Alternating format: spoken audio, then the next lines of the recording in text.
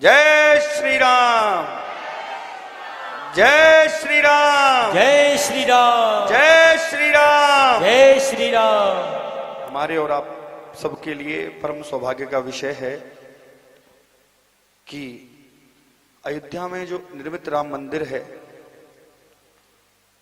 उसके लिए अनन्य पूरे देश में जो है प्रचार प्रसार इसका दायित्व संभाल रहे आदरणीय सुरेंद्र जैन जी, जो हमारे जब राम रक्षा निधि अभियान चला था, जब लोगों से पैसे लिए गए थे, तब भी वो इस प्रांगण में आए थे और आज विशेष आग्रह पे भाई साहब का जो है यहाँ आगमन हुआ है। तो मैं आदरणीय डॉक्टर सुरेंद्र जैन जी का बहुत बहुत स्वागत करता हूँ। आप अंतर्राष्ट्रीय संयुक्त महामंत्री विश्व हिंदू परिषद महाराज जी, उनके साथ ही साथ आदरणीय भाई प्रेम शंकर जी, इनसे तो आप परिचित हैं क्योंकि ये बहुत बार हमारे यहाँ जो है हमारे कार्यक्रमों में आए हैं। उन्हीं के साथ हमारे जिला अध्यक्ष श्री अजीत जी, महामंत्री यशवंत भाई, गगनदीप जी, बजरंग दल से जो मेवात में कुछ समय पहले बहुत हिंसक घटना हुई थी, भाई वहां से बड़े उससे निकल कर आए थे। भाई का बहुत विशेष उसमें वो था, भाई बजरंगी जी, भाई अजीत जी।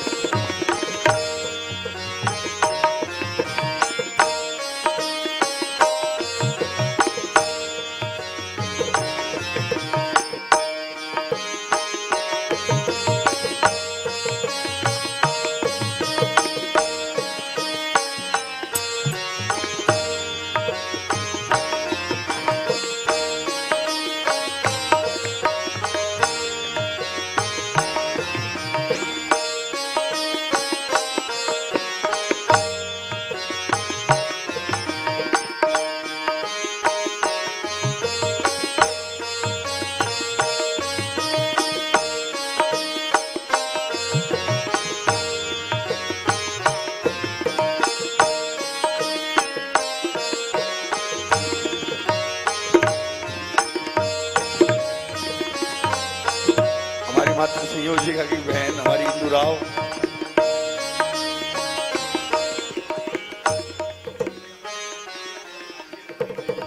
और साथ ही साथ मैं डॉक्टर साहब से आग्रह करूंगा कि आपका जो प्रयत्न रहा, आप अपने अनुभव हमारे साथ जो है कथा में जो है हमें सुनाएं, बताएं।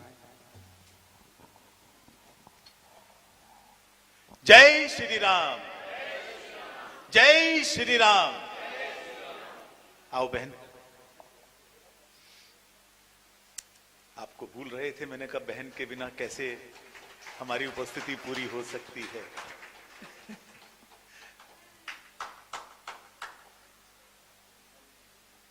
वृंदावन से पधारे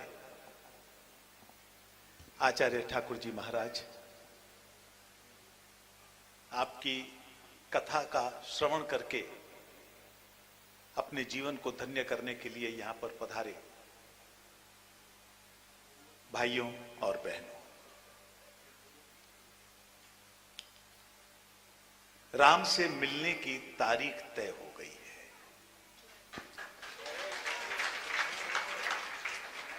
दिन नजदीक आ रहे हैं,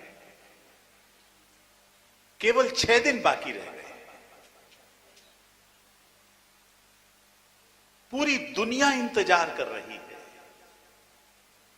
केवल भारत नहीं, संपूर्ण दुनिया में रहने वाले लोग इंतजार कर रहे हैं। और केवल हिंदू नहीं,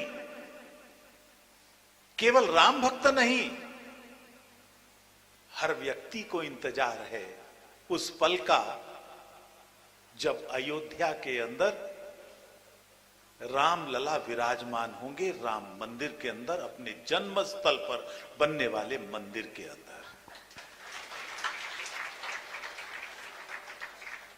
शायद दुनिया में यह पहली बार होगा, इतने लंबे संघर्ष के बाद हमारा सपना साकार होगा। राम भक्त भाइयों और बहनों, राम भक्तों ने लड़ाई लड़ी है 500 साल तक। दुनिया का कोई ऐसा और उदाहरण नहीं मिलेगा जहां इतने साल तक एक समाज निरंतर लड़ता रहा हो। पीढ़ियां बदल गई, नेतृत्व बदल गया, तरीके बदल गए, नहीं बदला तो हमारा संकल्प नहीं बदला, और हिंदू समाज का संकल्प वही। और बलिदान भी कैसे?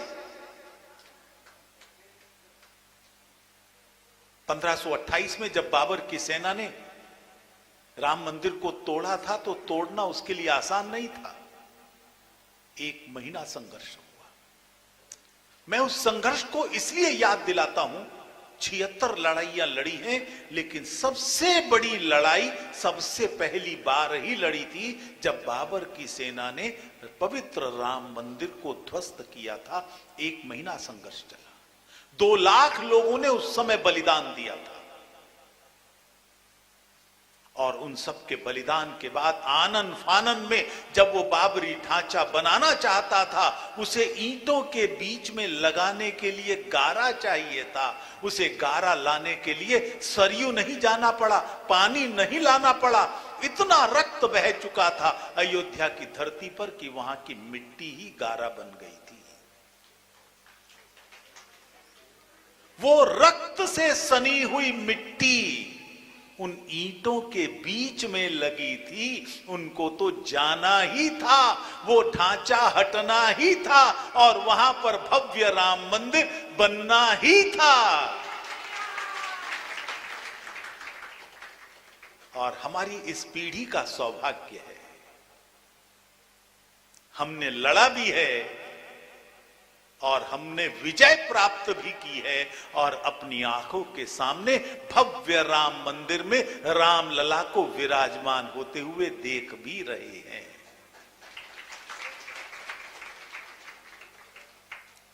बलिदानों की पराकाष्ठा कितनी रही है, एक छोटी सी घटना सुनाना चाहूंगा। 2 नाम हमने सुने होंगे, शरद कोठारी, राम कोठारी, जिन्होंने बलिदान दिया। 30 अक्टूबर 1990 पॉइंट ब्लैंक रेंज पर उनके माथे पर बंदूक रखकर गोली चलाई थी उनको मारने के लिए। दोनों सगे भाई। आज उनकी बहन पूर्णिमा का मैं एक इंटरव्यू देख रहा था, क्योंकि वो घर के अंदर की बात है जो घर के लोग ही जानते थे। किस तरह का उस समय संघर्ष चल रहा था, सुनने लायक है। किस प्रकार का समर्पण समाज के अंदर देश के प्रति, धर्म के प्रति है। दोनों भाई, एक 20 साल का शरद, 23 साल का राम, जब कार्यकर्ता पहुंचे, इसी तरह से जैसे हमारे कार्यकर्ता घर घर में जा रहे हैं, तो उन्होंने कहा 2 में से एक जाओ, क्योंकि पता नहीं क्या होगा, और तुम रुक जाओ। बड़े को कहा। राम कहता है राम का काम है और राम रुक जाए यह संभव नहीं है, मैं तो जाऊंगा ही। घर वालों ने समझाया, कार्यकर्ताओं ने समझाया शरद को, छोटे हो तुम रुक जाओ। तो उसने कहा राम जा रहे हो और लक्ष्मण रुक जाए, ये कैसे हो सकता है? समर्पण भाई भाई के प्रति समर्पण, एक दूसरे का राम के प्रति समर्पण, देश और धर्म के प्रति पराकाष्ठा थी। अब पिताजी का नंबर आया। पिताजी ने कहा कि हम व्यापारी हैं, पैसा भेज दो, हम पैसे से कार सेवा कर देंगे। तो दोनों शाखा जाते थे। एकदम उसने गीत गाना शुरू किया, हम करें राष्ट्र आराधन, तन से, मन से, धन से, तन मन धन जीवन से। और राम भक्त भाइयों बहनों, उन दोनों ने अपना तन मन तो दिया ही, अपना जीवन भी राम लला के चरणों में समर्पित कर दिया। उस दिन सैकड़ों राम भक्तों का बलिदान हुआ और आज वो बलिदान सार्थक हो रहा है। आज वो बलिदान रंग लेकर आ रहा है और पूरी दुनिया प्रतीक्षा कर रही है कब राम वहां पर विराजमान हो और कब हम राम के आदर्श को अपने जीवन में उतारें। ये महत्व का विषय है। राम लला तो स्थापित होने जा रहे हैं, अब हमको अगला कदम लेना है और वो कदम है राम को अपने जीवन में उतारना। रामो विग्रहवान धर्म, राम धर्म का साक्षात रूप है। धर्म के लिए जो भी आवश्यक बातें हैं वो सब राम के जीवन में मिलती हैं। हम राम कथा में सुन रहे हैं और ये राम कथा है जो पूरी मानवता को जोड़े हुए है। विश्व के 100 से अधिक देशों में राम कथा किसी ना किसी रूप में होती है। 100 से अधिक देशों में। यदि आजादी के बाद भी राम के जीवन को आदर्श के रूप में सामने रखा जाता, सेकुलरिज्म के चक्कर में नहीं पड़ते, मुस्लिम वोट बैंक के चक्कर में नहीं पड़ते, तो हमारा भारत बहुत पहले ही विश्व गुरु बन जाता और विश्व का शिरोमणि देश बन जाता। हमारे देश में कोई निर्भया कांड नहीं होता, हमारी बहन बेटियां भी सुरक्षित होती, हमारे देश में भ्रष्टाचार नहीं होता, ईडी को तकलीफ उठाने की जरूरत नहीं पड़ती जिसके ऊपर रोज लोग शोर मचाते। जब राम सामने है, भाई कैसा हो, राम की कथा देख लीजिए। पत्नी कैसी हो, राम की कथा देख लीजिए। राजा कैसा हो, राम की कथा में सुन लीजिए। पुत्र कैसा हो, राम की कथा में सुन लीजिए। दोस्त कैसा हो, राम की कथा में सुन लीजिए। बलहीन की रक्षा कैसे की जाती है, आज तो समाज में हमको सिखाया जा रहा है ना, माइट इज राइट, जो ताकतवर है वो ही जिएगा। लेकिन राम कहते हैं नहीं, जो निर्बल है उसका राम है। इसलिए वो बाली के साथ नहीं है, सुग्रीव के साथ है। मित्रता कैसी है, निषाद राज का उदाहरण हमने देखा होगा। तो इस तरह की सारी चीजें राम के जीवन से हमको सुनने को मिलती है, जिनका श्रवण इस कथा के माध्यम से करेंगे।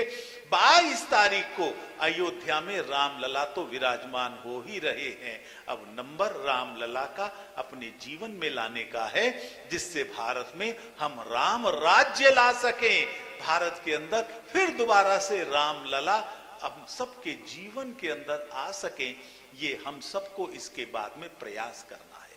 मैं बधाई देता हूं इस मंदिर के आयोजन समिति को, बहुत सुंदर आयोजन किया है, क्योंकि राम कथा ही ऐसी कथा है जो इस देश को बांध सकती है, बांध रही है। सबके राम है,